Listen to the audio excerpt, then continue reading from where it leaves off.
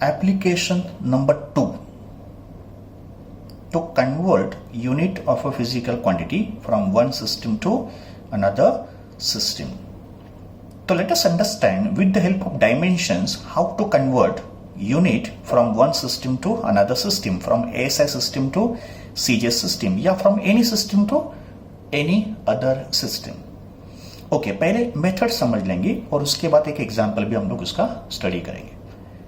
तो इसमें अगर आपको किसी फिजिकल क्वांटिटी के यूनिट को एक सिस्टम से दूसरे सिस्टम में कन्वर्ट करना है तो देखो प्रोसीजर क्या होगा। Let the physical quantity be Q. तो क्यू क्या है? एक physical quantity. It can be any physical quantity, area, volume, force, energy, कुछ भी हो सकता है। बच्चों, फिजिकल क्वांटिटी का जो वैल्यू होगा वो किसी भी सिस्टम में तो सेम ही होगा। तो you express the value in any system, but उसका वैल्यू तो चेंज होगा नहीं। इसका मतलब N1 U1 must be equal to N2 U2।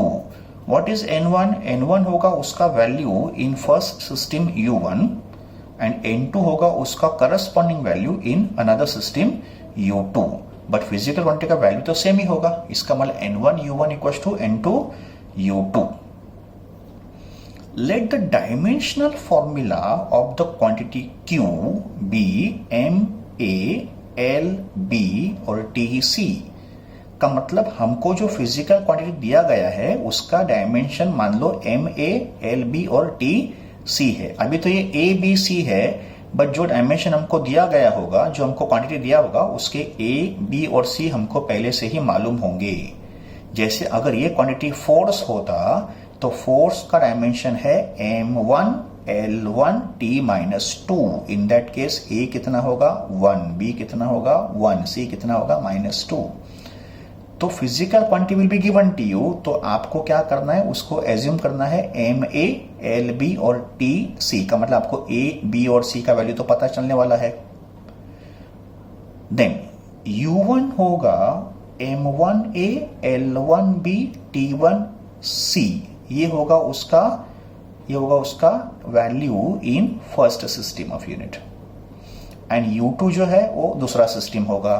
तो U2 जो है उसका वैल्यू क्या होगा M2A, L2B और T2C। तो U1 and U2 are the values in the two different system. जैसे अगर ये SI सिस्टम है एंड अगर ये CJ सिस्टम है तो इसमें M क्या होगा किलोग्राम, L क्या होगा मीटर, T क्या होगा सेकंड। और अगर U2 समझो CJ सिस्टम है तो M ग्राम में होगा, L सेंटीमीटर में होगा और T सेकंड में होगा। ओके, फिर हमने U1 और U2 के वैल्यूज यहाँ पे सब्स्टिट्यूट करना है। तो we can say N1 into U1 का value and equals to N2 into U2 का वैल्यू। ओके, U1 U2 को मैंने यहाँ पे सब्स्टिट्यूट कर दिया। अभी हमको समझो N1 दिया है और N2 फाइंड करना है। We are given N1 and we have to find N2। तो फिर इस पूरे ब्रैकेट को हम लोग यहाँ पे डिवाइड कर लेंगे। Okay, so divide this bracket over here. तो फिर N2 का फॉर्मूला क्या होगा, देखो N2 बिकम्स N1 है ना, N2 बिकम्स N1, ये N1 यहाँ पे है एंड यहाँ पे M1 अपॉन M2, ये मैंने यहाँ पे डिवाइड कर दिया। तो M1 upon M2 power A, L1 upon L2 power B और T1 upon T2 power C। तो ये होगा एक generalised formula to find out the conversion of unit from one system to another system. Okay, तो आपको ये method एकदम understand करना है, उसके बाद ही हम लोग आगे प्रोसीड करेंगे। तो आपको क्लियर अंडरस्टैंड करना है तो वीडियो को पॉज करो, थोड़ा रिवाइंड करो और इसको वापस एक बार प्ले करके try to understand this method. ठीक है, so now we study example number 1। अभी हम लोग इसका फर्स्ट एग्जाम्पल स्टडी करेंगे इस एप्लीकेशन का। तो एग्जाम्पल क्या है, using dimensional analysis show that 1 joule is equal to 10⁷ erg. का मतलब डायमेंशन का यूज करके हमको 1 जूल को 10⁷ अर्ग प्रूव करना है। बट ये प्रूफ हमको कैसे करना है, यूजिंग डायमेंशंस। ओके, तो इस मेथड को फॉलो करके हम लोग 1 जूल इक्वल टू 10⁷ अर्ग प्रूव करेंगे। जैसे अगर इसको समझो कंपेयर करना होगा तो N1 U1 equals to N2 U2। देखो कंपेयर करो, N1 U1 equals to N2 U2। But हमको ये प्रूव करना है, का मतलब हमको N2 को 10⁷ प्रूव करना है। हमको क्या करना है, N2 को 10⁷ प्रूव करना है। तो N1 U1 equals to N2 U2 देखो। ओके, अब ये जूल और अर्क किसका यूनिट है? एनर्जी का यूनिट है। तो हमको फिजिकल क्वांटिटी कौन सा दिया है? एनर्जी। ओके, तो डायमेंशन ऑफ एनर्जी क्या होता है? M L2T-2, ये होंगे dimension of energy. So given physical quantity in this example is energy and dimension of energy is M1L2T-2। तो अगर मैंने इस फॉर्मूला से इसको कंपेयर किया तो फिर A का वैल्यू कितना है यहाँ पे? 1, B का वैल्यू कितना है यहाँ पे? 2, और C का वैल्यू कितना है इस डायमेंशन में? -2। तो मुझे A, B और C के वैल्यूज पता चल गए। ठीक है, अभी इसमें हम लोग 2 सिस्टम की बात कर रहे हैं। तो ये जूल कौन से सिस्टम में होता है? एसआई सिस्टम में। ये अर्क किस में होता है? सीजे सिस्टम में। तो एसआई सिस्टम में M1L1T1 होगा और सीजे सिस्टम में क्या होगा? M2L2T2। जैसे ये एक सिस्टम था और ये दूसरा सिस्टम था। तो M1 होगा 1 kg, 1 kg इक्वल्स टू 1000 ग्राम, और M2 होगा 1 ग्राम बिकॉज वो सीजे सिस्टम है। L1 होगा 1 metre and 1 metre equals to 100 centimetre, and L2 कितना होगा? 1 सेंटीमीटर। फिर इस सिस्टम में T1 होगा 1 सेकंड, T2 होगा 1 सेकंड बिकॉज दोनों सिस्टम में टाइम तो सेकंड में होगा।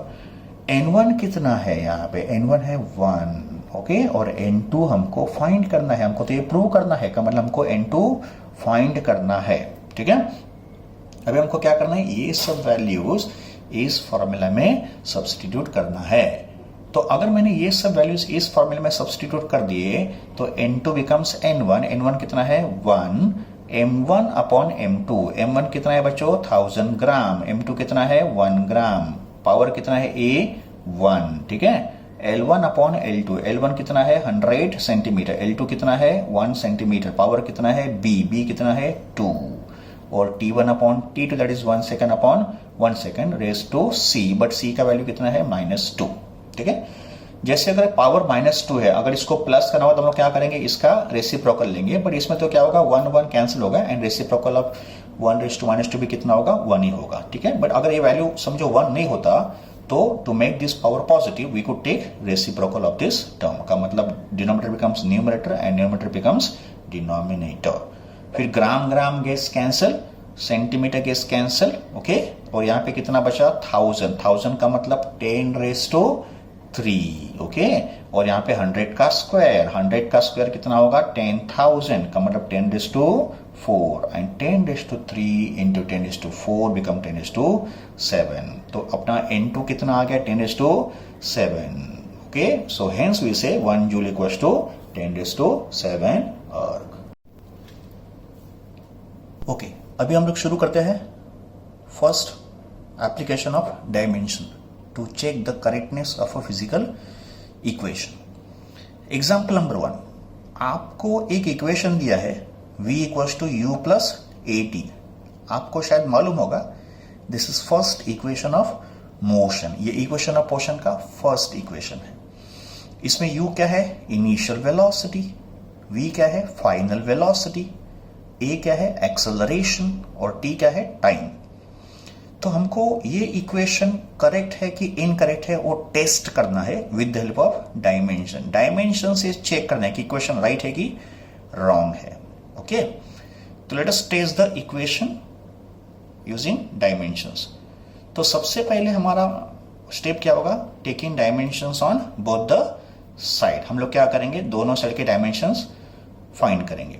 तो यहाँ पे लिखा डायमेंशन ऑफ v, यहाँ पे लिखा डायमेंशन ऑफ u, यहाँ पे लिखा dimension of a into t, and then we put dimensions of each quantity. इसमें v क्या है? Final velocity, and what is dimension of velocity बच्चों? L1 t-1। u क्या है? इनिशियल वेलोसिटी, का मतलब u का भी डायमेंशन वेलोसिटी होगा, तो it is L1 t-1. What is a? Acceleration. What is dimension of acceleration? L1 t-2 multiply by t. What is t? Time. और टाइम का डायमेंशन क्या होता है? t1. तो इसको अगर मैंने मल्टीप्लाई किया तो ये कितना हो जाएगा? t-2 into t1. Law of indices, -2 + 1 that is -1.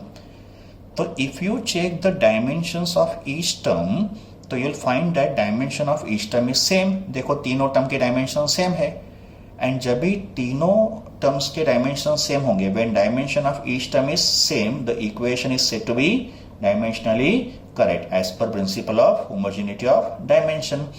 तो अगर इस इक्वेशन के तीनों टर्म्स के डायमेंशन सेम है तो फिर ये इक्वेशन डायमेंशनली करेक्ट होगा। तो this is first application of dimension to check the correctness of the equation. बच्चों एक बात याद रखो, अगर इक्वेशन में कोई नंबर है, जैसे समझो यहाँ पे 2 होता, 280 होता, तो नंबर इज डायमेंशनलेस, नंबर के डायमेंशंस नहीं होते। या कुछ कांस्टेंट जो होते हैं जैसे पाई, तो पाई एक नंबर है 3.14, तो पाई का भी डायमेंशन नहीं होगा। तो पाई एंड नंबर जो होते हैं उनके डायमेंशन नहीं होते, दे आर डायमेंशनलेस, बिकॉज किसी भी नंबर को आप मास, लेंथ और टाइम के फॉर्म में नहीं एक्सप्रेस कर सकते। ठीक है, तो दिस वॉज एग्जाम्पल नंबर 1। चलो एक और एग्जाम्पल स्टडी करते हैं इस एप्लीकेशन का।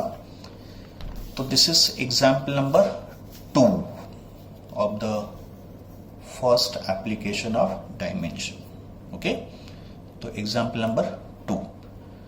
अभी इस एग्जाम्पल में बच्चों देखो क्या दिया है आपको। तो पहले हम लोग एग्जाम्पल का स्टेटमेंट पढ़ते हैं। तो example says v equals to 80 plus b upon t plus c plus v0। तो आपको एक इक्वेशन दिया है और ये इक्वेशन डायमेंशनली करेक्ट है। Question says equation is dimensionally correct. ये इक्वेशन आपको पहले से बोला गया कि ये डायमेंशनली करेक्ट है। तो अगर ये इक्वेशन डायमेंशनली करेक्ट है तो आपको बोला है find the dimension of constant a, b and c। तो इसमें जो कांस्टेंट a, b और c है, a, b, c तीनों कांस्टेंट है, तो इनके डायमेंशंस क्या होंगे ये आपको फाइंड करना है। अभी इस इक्वेशन में v और v0 क्या है, वेलोसिटी, और ये t क्या है, time. This information is given to you, v and v0 is velocity and t is time. आपको बोला है find the dimension of a, b and c। ठीक है, तो चलो देखो इसको कैसे सॉल्व करते हैं। According to principle of homogeneity of dimension, in the given equation, if the equation is correct, then all terms will have same dimensions. तो जो इक्वेशन करेक्ट होता है तो फिर उस इक्वेशन में सब टर्म्स के डायमेंशन सेम होते हैं according to principle of homogeneity of dimensions. इसका मतलब in this equation dimension of v must be equal to dimension of at must be equal to dimension of b upon t plus c equal to dimension of v0। अगर equation dimensionally true है तो फिर सब terms के dimension same होंगे according to principle of homogeneity. Okay, now let us find out dimension of a b c। सबसे पहले यहां देखो t प्लस c और ये t क्या है, टाइम। तो बच्चों टाइम के साथ तो टाइम ही ऐड होगा। तो अगर ये टाइम है और t प्लस c है, इसका मतलब c जो है वो टाइम के साथ ऐड हो रहा है, बट टाइम के साथ तो टाइम ही ऐड होगा, तो फिर c भी टाइम होना चाहिए। तो टाइम के साथ टाइम ऐड होगा, वेलोसिटी के साथ वेलोसिटी ऐड होगा, फोर्स के साथ फोर्स ऐड होगा। तो अगर ये t प्लस c है और t हमको बोला गया है टाइम है, तो फिर c भी एक टाइम ही होगा। Therefore dimension of c is same as dimension of t which is t1। तो हमको c का डायमेंशन मिल गया t1 टाइम। ओके, अभी इसके बाद हम लोग फाइंड करेंगे डायमेंशन ऑफ a। तो v इक्वल्स टू 80 है, देखो v इक्वल्स टू 80। तो अगर v इक्वल्स टू 80 है तो फिर a becomes v upon t, और v तो वेलोसिटी है, डायमेंशन ऑफ वेलोसिटी क्या है, l t माइनस 1, और डायमेंशन ऑफ t क्या है, t1। तो t माइनस 1 अपॉन t1 कितना हो जाएगा, t माइनस 2, बिकॉज इसका पावर यहाँ पे माइनस 1 हो जाएगा। तो therefore dimension of constant a becomes l1 t minus 2। तो हमको डायमेंशन ऑफ c पता चल गया और डायमेंशन ऑफ a भी पता चल गया। अब हमको क्या फाइंड करना है, डायमेंशन ऑफ b फाइंड करना है। तो डायमेंशन ऑफ b फाइंड करने के लिए इक्वेटिंग फर्स्ट एंड थर्ड, इनको मैंने दोनों को इक्वेट करना है। तो v equals to b upon t plus c implies b equals to cross multiply करो v into t plus c। v का डायमेंशन पता चल गया है, v इज वेलोसिटी, तो इसका है l1 t minus 1, t plus c, ये पूरा टर्म टाइम है तो इसका डायमेंशन क्या होगा, t। तो therefore l t minus 1 into t, but minus 1 plus 1 कितना होगा, 0। इसका मतलब b का डायमेंशन क्या होगा, l1। तो हमको तीनों कांस्टेंट के डायमेंशन पता चल गए। तो दिस इज एग्जाम्पल नंबर 2।